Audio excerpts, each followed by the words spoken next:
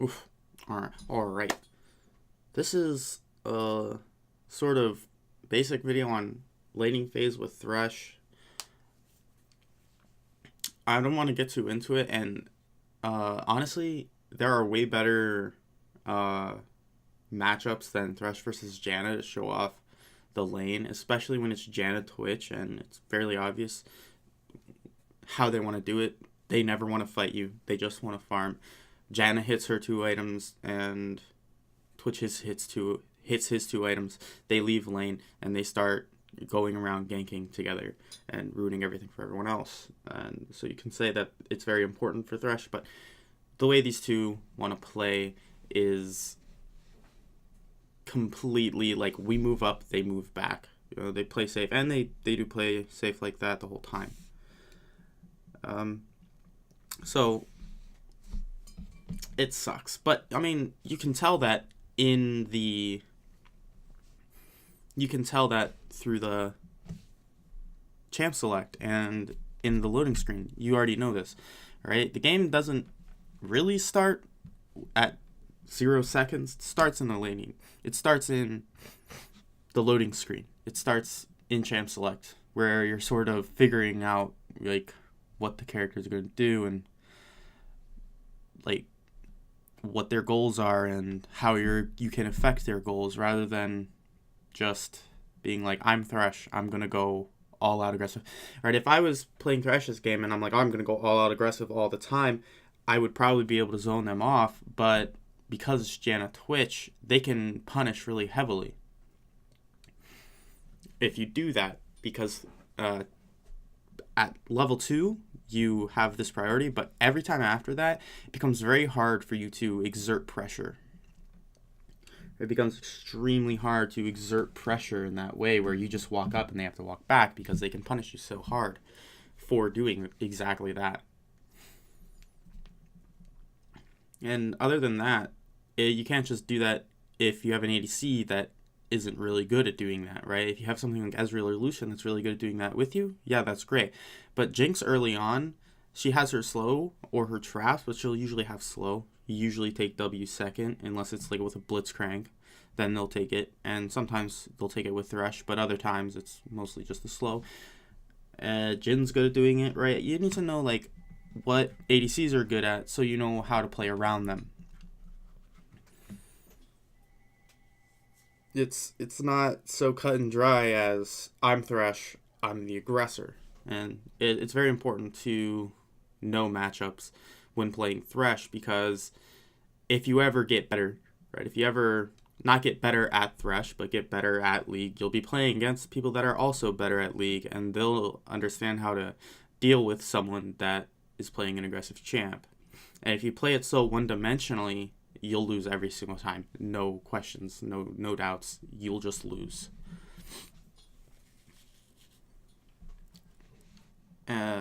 Moving on from just what you can tell about the game from Champ Select, and I would talk about others, but this is mostly just for the lane and Thresh. The first thing that happens is the leash, right? So I don't know why I was looking at this. This game was a while ago, but for the leash, basically for the leash, you always want to take 2 hits for the jungler. You want to take 2 hits for the jungler so they lose less health. And when you do this for the jungler, if it's a ranged jungler, they'll probably move to the next camp without losing any health at all if they're decent. If they're good and they actually cut the camp instead of just sitting there and auto-attacking it. Right? So I'm just going to go through and talk about what I do after I show this. I take the 2 hits, I back off, and then it's on to the next clip. But there's also something else to do about it. There's a timing thing with it. So what you want to do for the timing is, and I mess up with the camera. I don't know why I'm not centered on myself right now. I usually center myself when I'm on, but it's not important at all. So what you want to do is you want to let the thing start walking towards, if it's a ranged jungler, let it start walking. But if it's a melee jungler, let it start the auto attack, and then you hit it before the auto attack finishes. So you can see it moves to her, and then I hit it. And I take that first hit, I take the second hit, and I back off, right? And this jungler did a good job of coming in as I was backing off to waste even more of the buff's time for auto attacks because it had started to come for attack me. So I already hit it twice. So we'll go into that on the timings now. So the timings is I hit it once, I hit it again, I hit it a third time, I go again, and I hit it a fifth time. Now, there's other things you can do with this, right? You can flay sometimes. If it's a melee jungler, you want to give them that extra help, and you can flay the camp. If it's arranged, you don't need to, but you still don't lose anything either way. You come out just as good as you would have otherwise. And you can flay, and you can flay auto attack. But the timing is, roughly 5 auto attacks, right? You want to get those 5 auto attacks in, and then you leave and you go to the lane. You'll show up. They won't be getting there too much earlier than your opponents. And you'll be getting there. You won't lose any experience, which is very important. And you need to have that timing down. So like if you get a bad leash that's like a suboptimal leash, it feels bad, but it feels bad for your jungler. You don't really care. Getting the experiences is more important for you. So for Thresh, it's about 5 auto attacks. And when you flay, right, during the leash, what you want to do is you want to try to flay so you cancel an auto attack from the camp. And canceling an auto attack for camp for the red and blue is super easy. So it's not too difficult to do. You can just eye it out when you flay backwards. Very easy to do. And I'm not going to have this isn't going to be a full overview of everything I do in the lane. This is more about the concepts in the lane in the early game in general. So moving on. And it skips a little bit, but you can still see some things. You'll, in this clip, see just how safe Jen and Twitch play. You see how far back they are. You're just letting it come under their tower. There, and I'll go back to the beginning for this clip. And in this clip, I just wanted to show how you want to communicate. You want to communicate like any pertinent information. You don't want to just spam ping MIA if the other bot lane is just going under tower and waiting, right? And you don't want to really spam ping MIA on Twitch all the time because your ADC probably knows that they're not there. Probably not actually, but they might know that Twitch isn't actually roaming and that Twitch is still in the lane when you can't see them. And that's just a little thing for Twitch. And what I'm communicating now is that they haven't warded, they're open for a gank, and the wave will be pushing back into us. And I think the wave would freeze now, but I'm pretty sure this happens because Jinx was just shoving the whole time into Janna Twitch. Yeah. And it freezes like this, which is unlucky. So we do need to do it, but it's still going to be pushing into us regardless when Kindred gets this, right? When Kindred gets this, if she goes to Krugs or she's backing and then she's going to Krugs, she'll be able to know, all right, bot is going to be pushing in.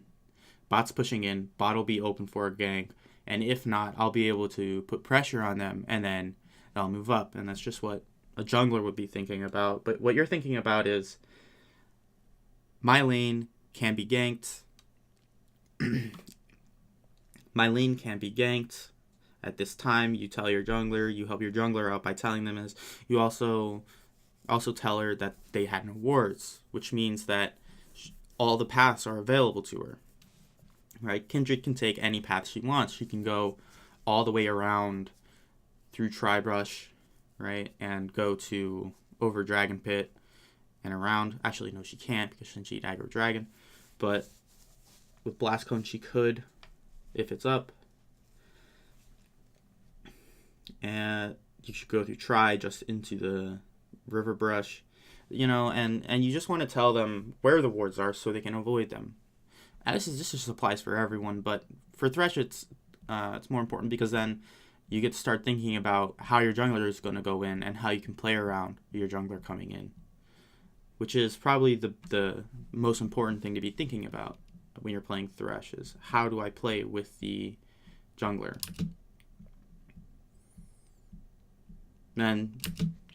But then Jinx starts shoving it again instead of it, which means that the timing isn't going to be she does a 3 camp, she maybe goes top, and then she comes bot, does Krugs, and then there's an opportunity if we get a freeze going at our tower. But then Jinx starts shoving instantly. And the huge problem with Jinx shoving instantly is that this means that Janna and Twitch have a very short lane, and we can't do anything. It's very frustrating when your ADCs do this, right? It makes doing the Thresh things impossible. It makes it very hard, right? You see, because Jinx does what she does, Thresh doesn't get to do what Thresh does. They get to stay this far back. They get to stay outside of the vision of me. They get to do basically nothing, and they'll probably come out ahead because they're more gold efficient champs than Thresh and Jinx, which is it always really sucks when you have an ADC that never manages the wave. ADCs are wildcards. They're absolute complete wildcards. You literally never have any idea what they're going to do, and you need to just see what your ADC does and what habits your ADC has so you'll know what they're doing, what they're thinking, and why they'll do what they're going to do. And it's otherwise impossible if you don't get good at understanding what ADCs do.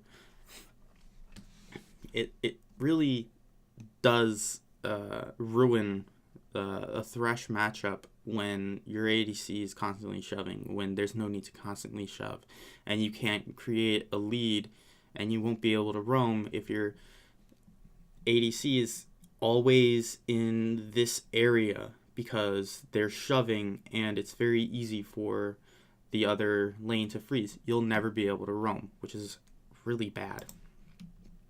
And on to the next clip shortly. But it just sucks. Really sucks when your ADCs do stuff like this. Alright, so let's get this queued so it's right at the front.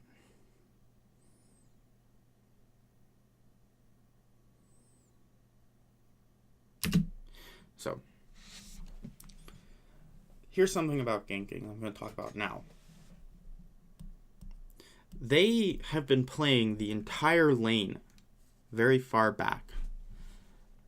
You know, they've been letting it freeze. Like, they've been letting their waves freeze. They've been, staying back and safe. And then all of a sudden, Twitch uses his CC ability. And Janna casts her Q here, right? Or she uses her slow, not her Q. She uses her W, not her Q. And instantly, this is a red flag, right? I'm instantly like, oh, we're getting ganked. There's no other reason. There's no, this is a gank. Because they telegraph it. So I know the gank's coming. And I'm like, instantly, I move my camera to see the gank coming because, and it's just this ability, this ward here in this corner that can't be seen because of this, but there's a ward in the River Brush, which means that they're acting like this and their jungler's not on that ward. It means that the jungler's coming from behind us. So I, being the mechanical genius that I am, I'm like, all right, I'll hook Graves, I'll lantern out Jinx with the with the hook on Graves, and she'll follow with the lantern. But Jinx, as we know, isn't actually a person. No ADC can be assumed to be a person, so you have to assume that they are not in fact a person. So here it comes, it plays out. It's a very telegraphed gank. It's going to be very easy to play around it. Right? And she takes it into me at this point because she wants to die, I guess. She takes the lantern backwards this way. And now when I see her take it, I could have flashed over, but it's too late. I was already channeling the hook. I was already casting the hook. So she literally takes the lantern to her death. I'm not going to nitpick anymore, but it's unfortunate. You know, the big brain play can't be made. I should have waited to throw the lantern until, right? Because they could still do that little neat trick where they put a ward over it. But, and like, you could just talk about how there's all these ways to optimize it. But mostly the play falls flat because Jinx is sort of in a panic because she's getting ganked. Which is also an important thing to understand. When you're getting ganked, don't panic. Stay calm. Relax. Think of a way to outplay it. Think of a way to get out of it. I could have just ran up river. You know, there are other ways to do it, but CCing Graves, who has the last slow on their team at this point, seemed like the best decision to make. But as we see, Jinx has to blow her flash because of this, because she takes the lantern that puts her in a worse spot. It sucks. And this is roughly 2 minutes after the previous clip. Right? Yeah, this is about, actually maybe like a minute and a half after the previous clip, where she just decides, you know what, I'm going to keep shoving for no reason. Screw jungle pressure, screw all this, screw all that, like, screw thinking about it, I'm gonna shove. This is why you shouldn't constantly shove. This is why you shouldn't constantly be aggressive. It's useless, and it'll get you killed. And you need to understand when to be aggressive and how to be aggressive, right? You need to know, like, when to punish someone, right? So, we see in this clip, and in the next clip, we're gonna see something else. Or in 2 clips, we're gonna see something else. But we see Twitch telegraphs that it's a gank. It's not like he starts coming up and he starts like attacking and showing. He just comes out of stealth, or he doesn't come in this. He comes into the screen and he walks up and just starts hitting Jinx, throws the pool on her, and I'm like, wait, this is a gank. This has to be a gank. And I mean, it's happening because Jinx is out of position. She steps up previous to this. Jinx was her flash because she's takes a lantern into her death.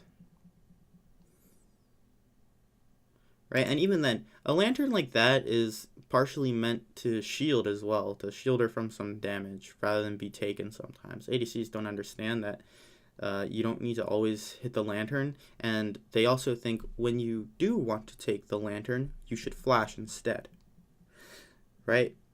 You know, you could say that, I don't remember what I was exactly thinking, but I'm going to say that I was trying to bait her into using her own flash, right? So she sees the lantern, she's like, no, I'm not about lanterns, and then she flashes away. But I don't know. I don't remember exactly what I was thinking during this game.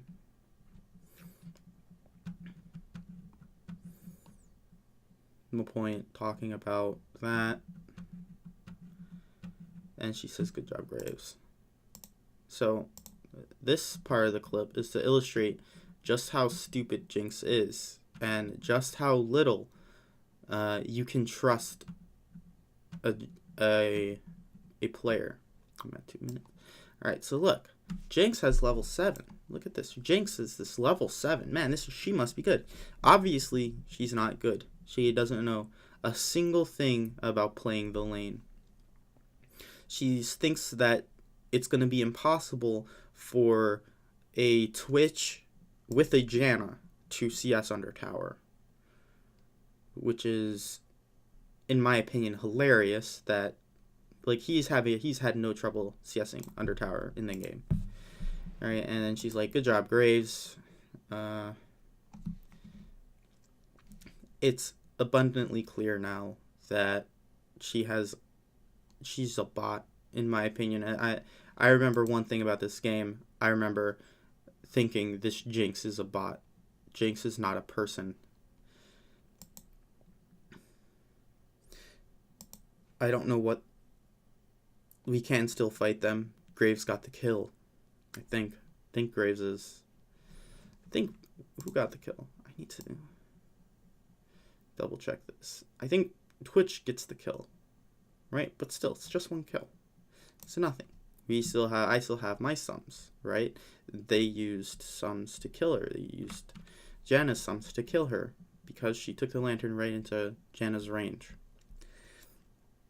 And then we gotta make sure we engage in telling Jinx just how stupid she is, and to stop thinking. We're not gonna mute her because, well, what's the point? But just to illustrate, ADCs have no idea what their characters can do, what other characters can do.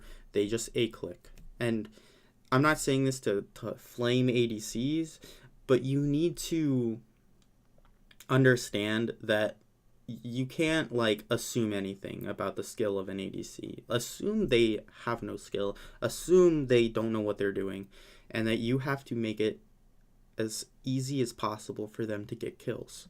You have to make it so easy for them to get kills, and that's what Thresh is really good at. And now we're on to this. So, gosh.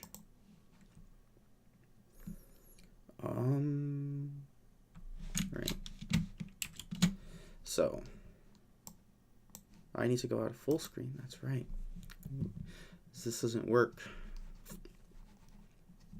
Okay, so here I'm placing a pink, and I decide I'm going to place it here. And the vision for this pink goes to here, right? This is what this pink ward sees. Basically all of this. And it doesn't see, actually, it doesn't see this part. So it sees all this, it sees this, it stops at about here where it can't see. And then it can see all of this coming from behind. This is more aggressive pink ward, right? This is mostly about seeing someone coming from over Dragon Well because they have a Graves, right? Coming over the back of Dragon because they have Graves, so they can come from behind us. And it also reaches into the river, right? In case this ward dies and we can't get it, and we can see if someone, comes across here to slide up against it. Now this pink ward is almost, it's quite aggressive of a placement for a pink ward, on blue side at least. There's another place to put the pink ward where it's about here. This is a fairly defensive for blue side, right? And you put it here just so they don't get vision in the tri-brush, right? Anywhere in this little area here to deny them vision in the tri-brush. It's pretty useful. Their wards can't see in the tri-brush. Not a single one of their wards can see in the tri-brush. Now it does mean that you don't see anything in the river at all, right? This is roughly where the vision of this ward goes to, or maybe a bit deeper, but the point is it sees a lot less of someone coming. It also gives you you get far more warning for a ward here, someone coming through tri-brush to gank.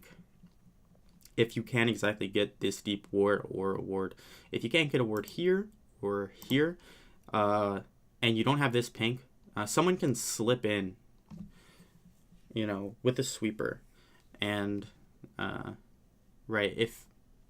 and get behind you and you'll have less notice of them coming from behind, which is pretty scary. And it sucks because you have the least warning if all those become true, where you have ward here and a ward roughly here, because they can slip right through here. You don't see them until they're here, and at that point they're already practically behind you if you're pushed up. But if you're gold or lower, don't worry, they're just going to path from, let's call it Skull Crab. They're going to pass straight from Skull Crab. They're going to walk straight at you. They're just going to right click on you and walk into the lane. Don't worry about that. But higher up, people are going to take more intelligent paths. You're not going to be able to bank on people taking the worst path possible. Okay, and now more on this defensive pink ward outside of warding off ganks. It's not really for warding off ganks. It's for allowing ganks for yourself, which is actually pretty good for Thresh. You want ganks for yourself. That's really nice to get ganks for yourself. So we know that the vision goes to here. It goes to this area if it's in this spot here, which means that they'll come from here. They'll come to this spot and they'll ward here. They can't see it because of the pink. Now, the support, when they're pushed in, has to come right here. They have to go here, here, here, here, here, and you're pushed in and they can't get to it. And they have to get to here, right? If they're a ranged support, right? They have to go to the edge of the brush. They'd go step into the brush so they can see into it. So we can assume that they're in this area to kill your pink ward, right? That they're right in this area to kill your pink ward, right? If they're a ranged support, right? Because all you have to do is actually step out of vision of the tower. You don't have to actually be coming, but when they can't see you, they have this assumption that they're going to be here. So all you have to do to make them step into this brush so they'll get that vision is just walk out of their vision of the ADC, of their ADC while they're pushed towards the tower. Now there's more to go with this, but this isn't about warding dry brush. This is about just why this is a good defensive ward. A melee support would only be able to get this if they were way ahead too. Like a melee support has to come right here. A melee support has to come right into this area. If you have a gank coming, they're dead, or they're forced to flash, right? And this is why this is a good pink ward. It's really hard to kill. So usually versus Thresh, a lot of players, if they're thinking about how they're warding, they're putting it right here. Or if they've been told, hey, versus aggressive matchups, just go here. Just ward in this little blue triangle that I'm at right in here. Ward in this area on the blue side to see stuff, right? And now, more on warding, because, there's more to warding than just it gives you vision. There's ways you can ward, so if your wards go to get killed, right, you can stop them from getting killed and protect your vision. Now, I'm not going to talk about doing this with vision wards because they die. I'm more focused on the control wards because they stay alive. So that was blue side. Now on red side, this is where on red side you want to get your pink ward in this little teardrop here. If you're pushed up and you're aggressive, a ward in this area sees the most, right, going into this area. It sees the largest portion of this that you can see. You can see someone coming in close. You can see anyone coming from this area. You can see actually it's roughly the same as the arc from this pink ward of vision in that area. So you can see so much of people coming when you're being aggressive and you're bullying people under tower, which is something that Thresh does pretty good, especially after 6. Once you're 6, you're really good at being able to pick someone off, right, at tower, because you just have that much damage. And there's more to it than that, but just Thresh is decent at killing people when they're under tower without dying. And this is a good pink word to put here because it shuts down their vision. Your jungler can come right? Your jungler can come through this area. They don't get seen. You can control the area going from here to the tower, right? With your hook. They have to go all the way around to go and get that. And if they go all the way around, you have the shorter track to here to go behind. You can step inwards if their support goes there. The ADC is not too much of a threat unless it's something like Jinx, right? But there's a lot more to it than just saying you go there, right? But there's a lot more. You just have priority when going to get it. Just think of it like that. But if you're behind and you just want to get a ward, just get a nice pink ward, or you're trying to be quick, right? The combination is you put a normal ward here, right? You put a nice normal ward in this area. It still does everything this pink does. It just doesn't deny vision and make it like super scary that someone's going to come and you're going to get dove and they can't tell, right? And it also shuts down wards that they place just over the wall of the tower to stop this as well. They don't know if someone's sitting like right in this area just waiting to go over this wall and get them. But if you're pushed back, you do a normal ward here and a pink ward either against this wall here or in this area. And this depends. This is a defensive placement and this is an aggressive placement. Just so you know. Just make it. So this sees all of this brush. They can't ward this brush to stop your ganks. And you put the pink ward here. Still gets everything in the brush. But it sees more coming into you, right? But it becomes hard to defend because you have to go further out of the lane, which means that you go to defend it, you are pulled closer to their side. But in order to defend this, you can actually still defend a ward in this area from the lane with hook. You can pressure off. And if it's just if they don't move together, you can easily kill either one of them when they go to kill this. No one in their right mind would go alone to kill this ward without proper pressure. It's harder to get. You use this ward to back yourself up here. And usually, if you're lucky, your ADC will ward here, and you get to ward. You get your ADC pinks this, you pink this. Nice and easy. It's really nice when you can get that set up. But this video isn't about warding. This is about laning, and that's just some stuff. I sort of got into a bit more complicated stuff than intro to laning, but just understand that there's aggressive placements for wards and defensive placements for wards. Move on to the next part. Put it back in the full screen.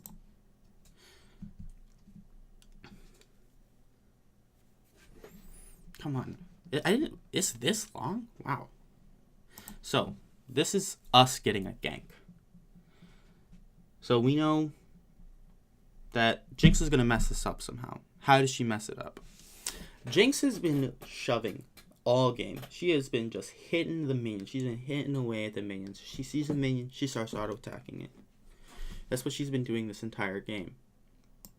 Let's see what she does. We get the gank. Now she's just last hitting. Now she's staying further back. So they know that I'm not roaming when I step out, and she's back. They know when they see me, this is a gank. They're certain it's a gank. And outside of nitpicking me messing up the flay and missing it, I'm pretty sure I don't actually get the flay, regardless.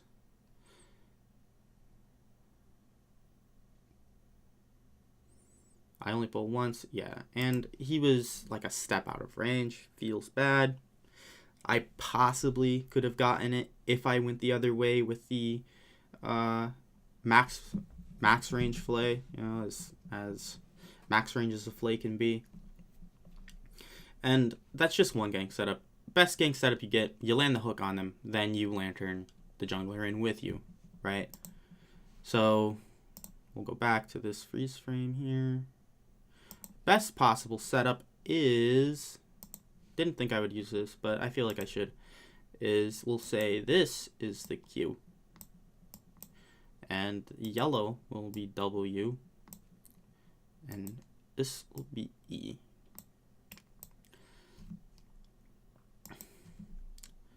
And this will be R. We'll have the R actually here. So, most optimal, ideal way to gank on Thresh. I would Q Twitch. I would W right here. W follows me as I take my Q. Jungler's right with me. I would E this way. And then when I'm standing here, I would R. And then they're forced to flash. And after getting flayed, they would have to either keep walking and take damage as they're walking to flash over the box. And then they would have no flash. All right. Then there's the gank setup I go for here, which is Q the minion, drop the lantern this way, take the Q with the lantern, and then we flay back. And with Jinx's CC, like her traps and the slow, he should be dead upon. And on top of that, we have box and flay, and box and ignite, not box and flay. Right, but this is versus Ujana, so right, like it's very low probability that we do so much damage so quickly with the ignite on that Twitch can't do anything. And Janna can actually effectively disengage, because if we see, I'm not talking about Janna as in because Janna has her thing. So if we see the hook goes to 14 seconds here, which means that they can't fight and Janna would just be disengaging.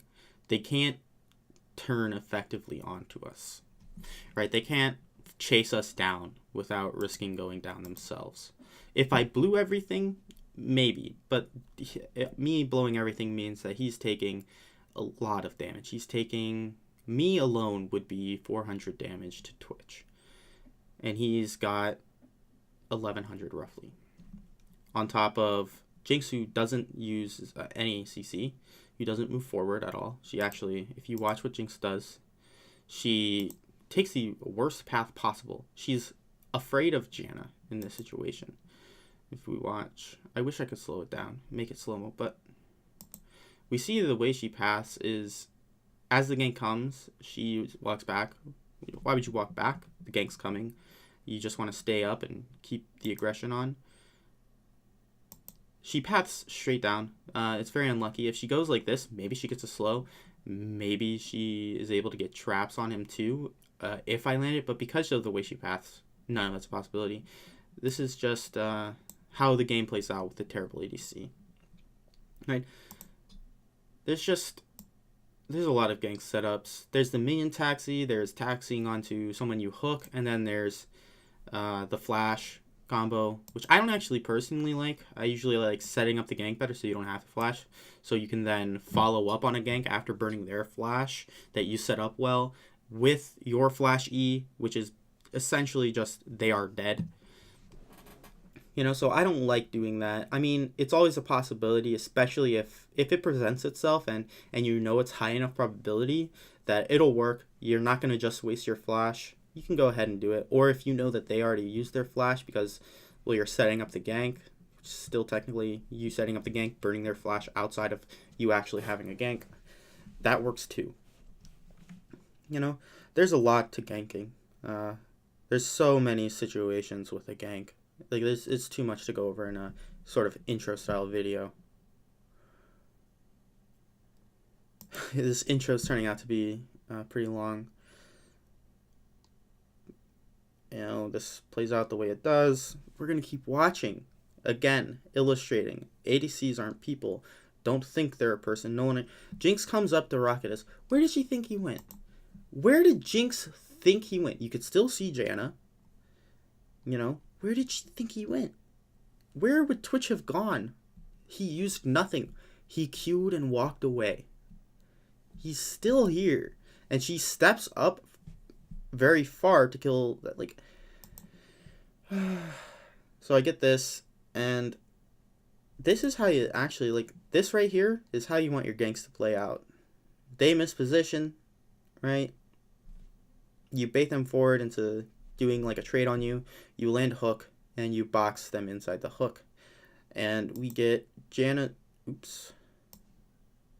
we get Janna's ulti off of this, and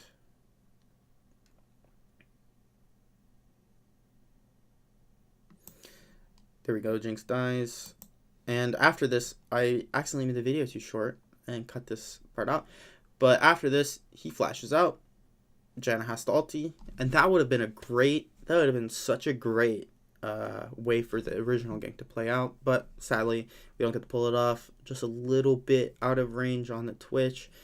If I do get that slow, he would have had to flash, or Janna would have had to ulti. Either one, but either one is pretty good for none of our flashes and maybe my ignite. So yeah, roughly 40 minutes, just a little bit over. But that's pretty much a lot of the concepts involved in the laning phase rather than mechanics or macro play. Just sort of an intro to these concepts is how this video turned out as I was making it, because this wasn't a game where I got to play the lane phase. I had to sort of just babysit an ADC that was making it as hard as possible to babysit her as it could be. I do hope to make a video that's more about mechanics, like rotating and roaming out of lane, and what to do after lane phase and what to do in lane phase mechanically. But yeah, this is a 40-minute video talking about the concepts to think about. Like, this isn't even about Thresh. I talk about Thresh just a little bit, but this is mostly about lane. And the fact that this isn't all about Thresh does have a lot to lend to my sort of mentality on how Thresh is supposed to be played.